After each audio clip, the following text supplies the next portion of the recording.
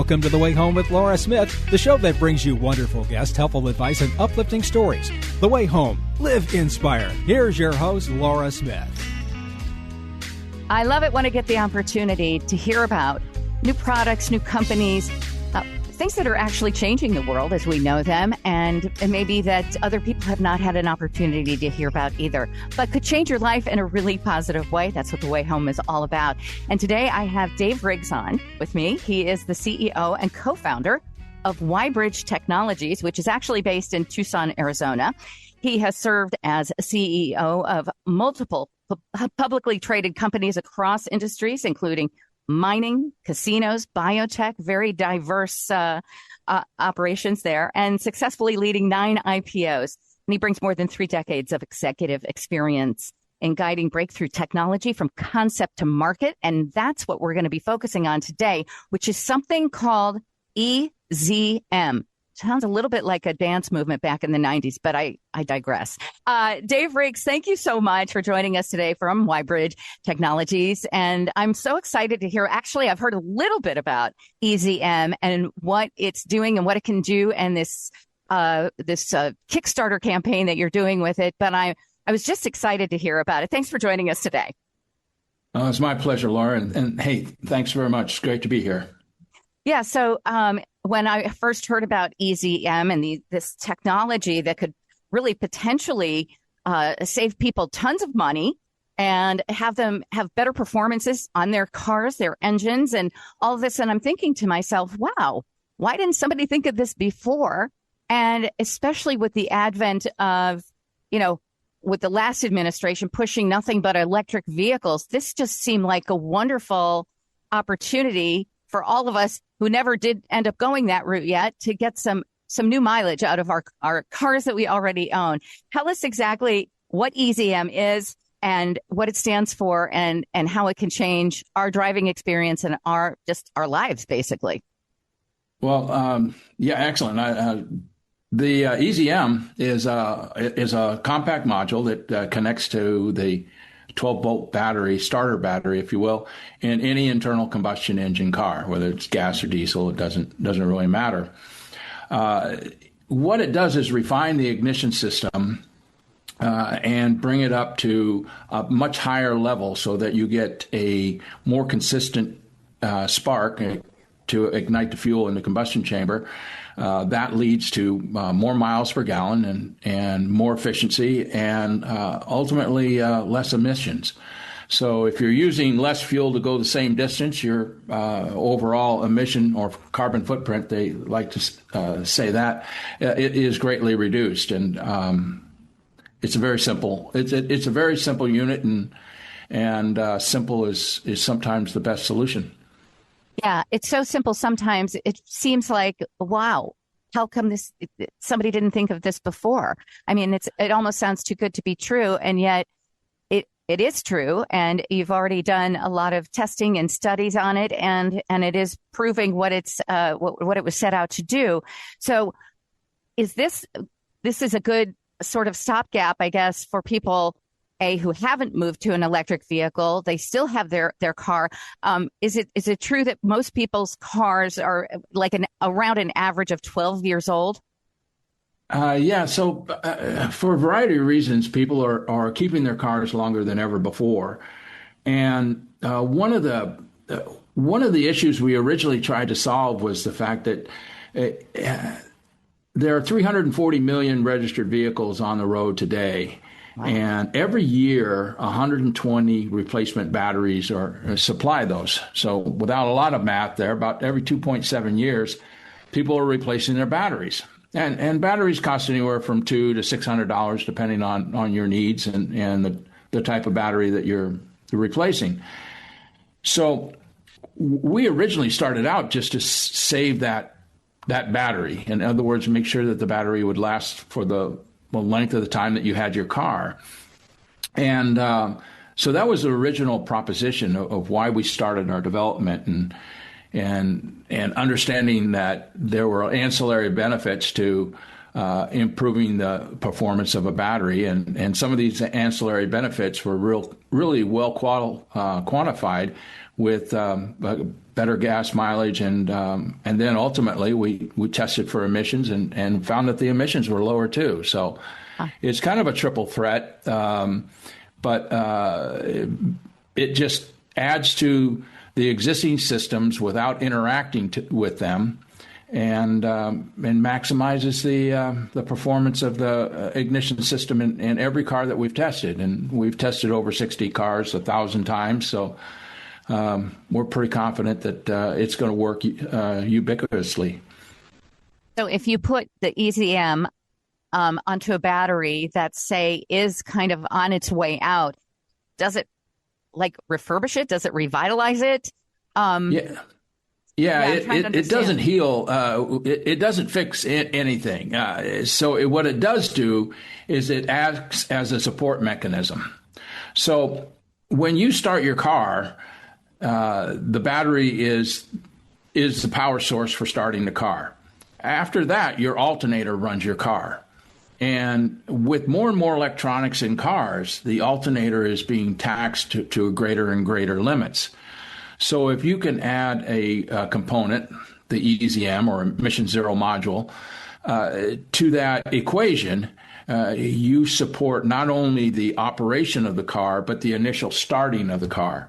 And that's really where you notice batteries are weakening or not performing up to speed, is when you turn the ignition and it gives you that sound rather than the turnover and start sound. Mm-hmm. So I really am surprised, like that it only was just now discovered that something like this could exist and help you. I mean, when I think of all the years and all the cars that I've had, and batteries were always an issue, and then also emissions too. People became conscious of that, and more especially, I would say, in the past decade or so, people think about those things. But right now, I think about how even though gas prices have come down, they're still not low enough. When I first moved out here to northern Indiana in 2020, gas was about $1.73 a gallon. And, it got almost up to $4, I think, during the last year of the last administration. And now it's back down to like anywhere between $2.40 and $2.80 now. So, but we're still not down to $1.73. And I'm convinced that we should be able to. So tell us the ratio of how much gas you could actually save, or how many more miles per gallon, I guess I should say, that you could get by using an EZM. Yeah, and so you talk about the miles per gallon, and where that comes into play. Gas prices go up and down, and it's always nice to save money. But when you're talking about the overall range, one of our favorite vehicles to test is a Ford F-150. And the standard Ford F-150 EcoBoost motor, they're getting 100 miles per tank full more range.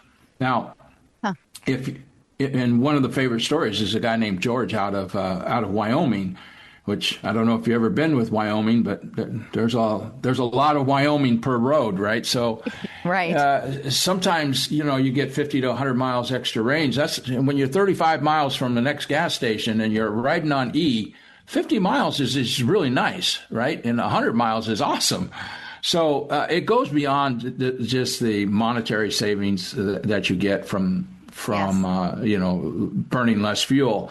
There's all kinds of factors that make a car with greater range at a lower cost attractive.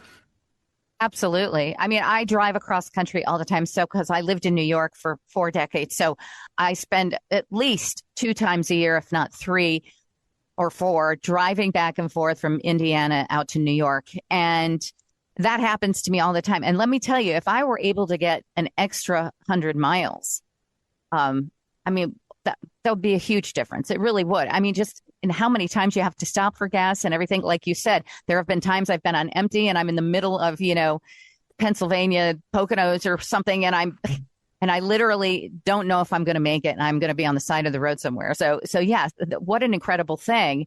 And I can imagine too. So you're saying that for even like big trucks or big SUVs, those really large vehicles, I have a tiny Honda Fit. So, but if for even the large cars, the EZM is going to be able to help that too. Yeah, so George out of Wyoming, he drives a Yukon Denali, and he was averaging about 14.9 miles per gallon. And that was prior to installing the EZM. And now he's 16.9, almost 17. He counts on 17 miles per gallon. So, yeah, that's a 13 to 15% difference in mileage means a lot to somebody with a big car, and that consumes a lot of fuel.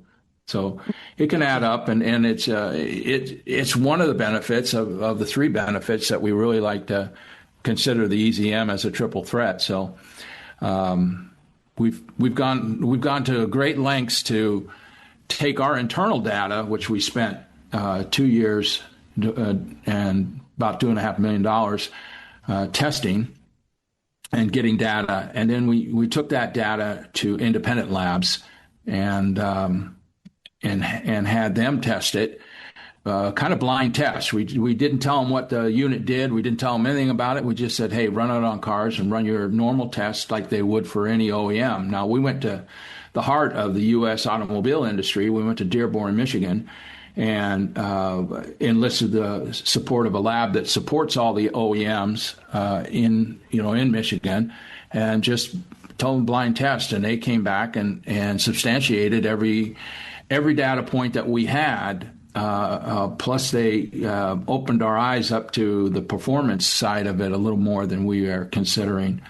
They had taken the Elephant engine out of the Dodge Demon, and found that it even increased the horsepower by 25% on a high performance engine that is designed for the maximum efficiency. So we were very pleased with the outcome of independent labs that had no dog in the fight, and so we then decided that we had a product that we could now manufacture, offer to the public, and substantiate our claims, and not worry about how it was going to work and if it was going to work, and all those other questions that you, as a manufacturer of a new product, keep you up at night. Sure, absolutely. My guest is Dave Riggs. He's the CEO and co-founder of Y-Bridge Technologies, and this EZM that they have developed and is ready to come to market is it's this patented ignition optimization upgrade, which is designed to improve fuel economy, increase power, and reduce emissions for everyday drivers, which, as you said, is you're calling it your triple threat. And I think it's wonderful. Now, let's talk about the marketing aspect. I'm surprised Elon Musk or somebody hasn't already said, hey, we're going to develop this now. Obviously, you have patents on something like this, correct? And how are you bringing this to market? How can we get involved, and how can I get one ASAP? Well, that's a great question. We are going to launch this product on a platform called Kickstarter, and the reason for that is we viewed ourselves as kind of a grassroots organization. And Kickstarter allows you to, it's a crowdfunding platform that really allows backers, individuals, to help fund the initial manufacturing and development to market for the EZM. We think that once we get a toehold in the market, that we will do very, very well because of the results that we've seen. So we're going to launch on Kickstarter. We believe our official launch will be March 3rd. And then we hope to fund our initial full production run on that, and then cascade our presence in the market from there. That's exciting. It really is. I love the crowdfunding aspect, especially when it comes to new products that people are trying to bring to bear on in the marketplace. And so, how would they find it if it's happening March 3rd? How can people find it now if they want to go and maybe reserve? So, what do? You decide to? Do you have to give a certain amount of money, or do you just pick the the amount that you want to give, or do you somehow reserve one of the EZMs for yourself by putting in a certain amount of money? Yeah, so if you go to the Kickstarter page, I'll kind of walk you through it. We're registered on, we'll be registered on Kickstarter. But right now, if you are interested in reserving one of the units, it's you go to getezm.com. And that's GETEZM.com. And you can, for $5, which is fully refundable, you can reserve your spot for the first, and we're really giving a huge discount for the first 100 people that will reserve the EZM. We think it's going to retail around $499 or $500, and then for half that price on the first 100, we'll launch it. So it's an excellent opportunity. Most of all the information on how to get involved and all that you just go to getezm.com. That is easy to remember. GetEZM, M as in Mary. GetEZM.com. Reserve your spot, and then you're eligible for 55% off of that roughly $499 price, which would bring it to $225. But think about the savings you're going to have between saving your battery, saving on gas, getting more mileage. I mean, you think about that, and $225 is a drop in the bucket compared to what it sounds like EZM is going to do for the average consumer. And I really hope everybody gets in on the early part of getting their spot to get one, because it really is.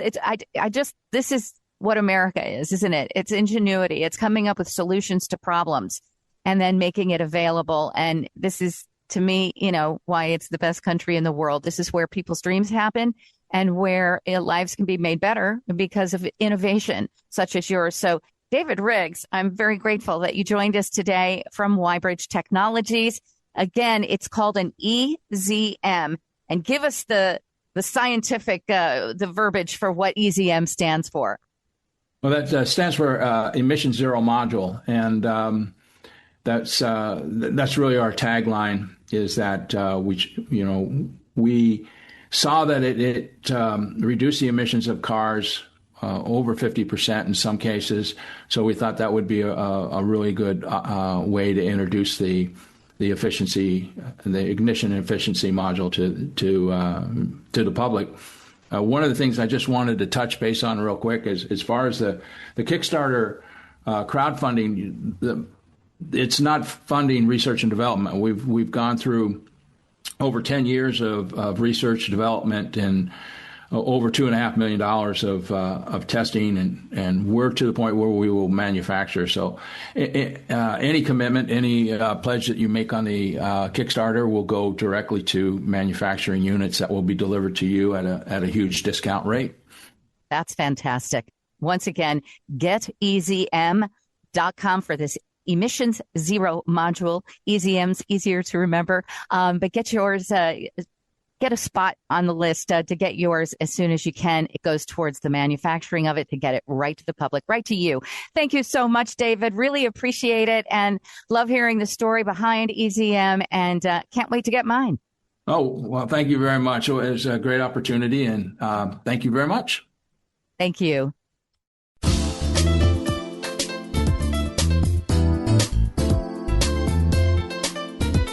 You're listening to The Way Home with Laura Smith. Once again, here's Laura.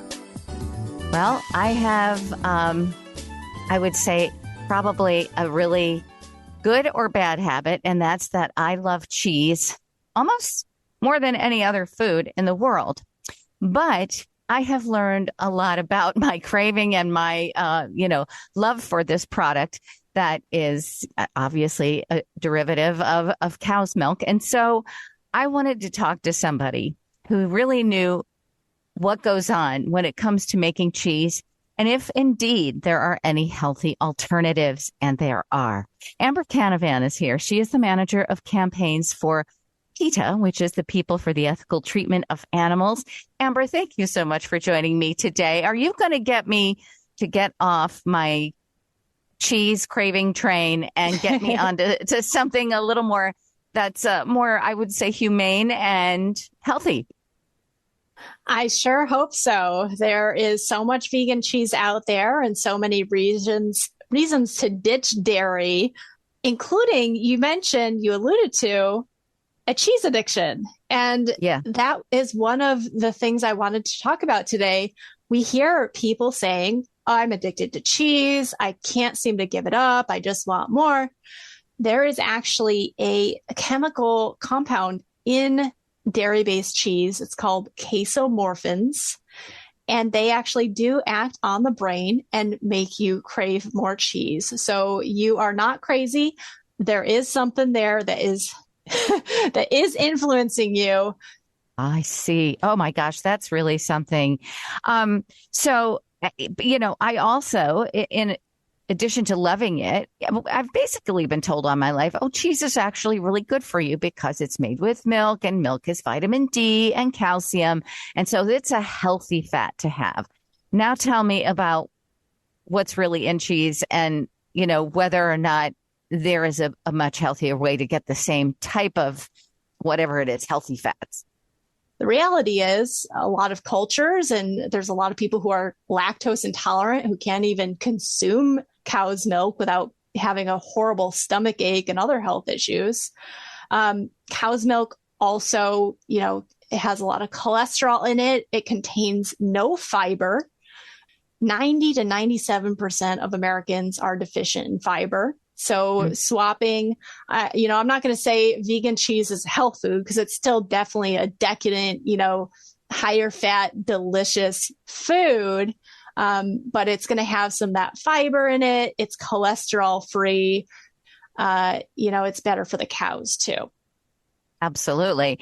And I'm assuming now in the vegan cheese department, there's probably every type you can imagine. You can, go to the grocery store. There's so many brands out there. There's Daya, Treeline, Kite Hill, where you're just going to look at the cheese aisle in the grocery store and you'll start realizing that those brands have been there, sitting there all along, staring at you. And you just swap it in. You can get boxed mac and cheese at the store, Daya brand mac and cheese that's completely vegan and again cholesterol free, and it's just quick, easy swaps that can have that big impact.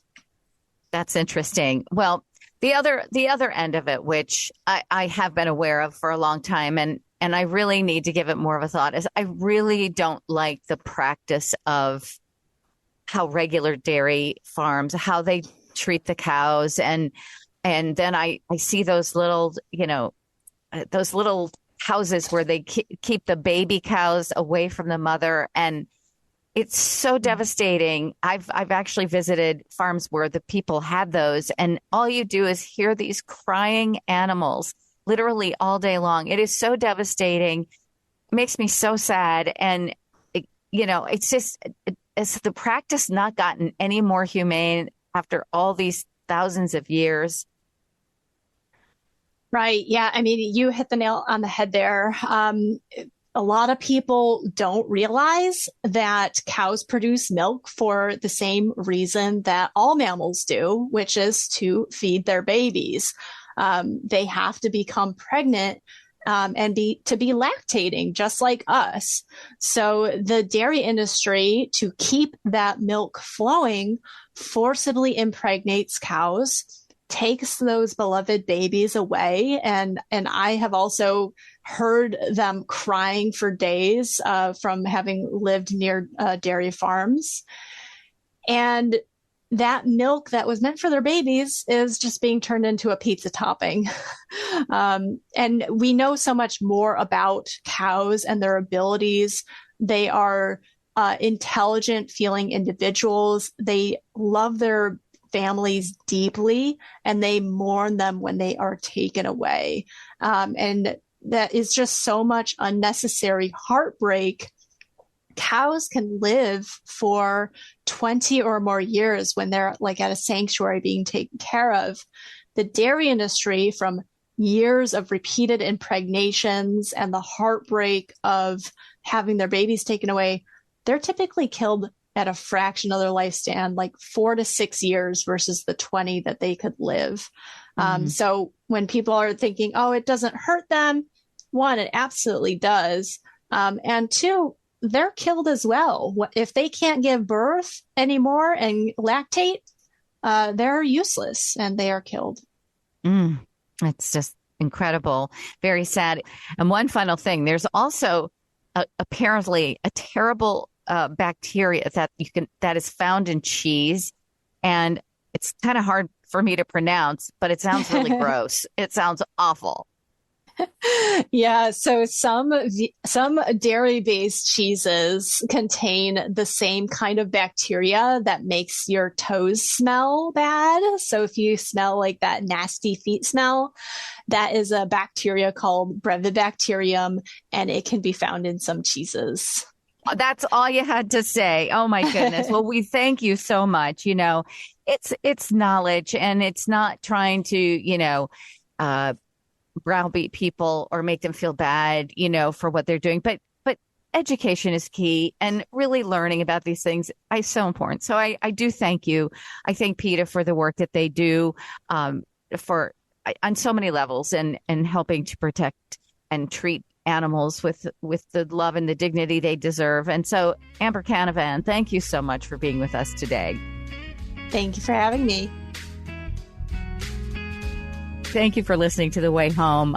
Each and every one of you are a part of The Way Home family, and we just wish for nothing but great happiness and safety and good health and prosperity, success, everything that you can possibly have to make your life a good one. And we'll see you next time on The Way Home. I'm Laura Smith.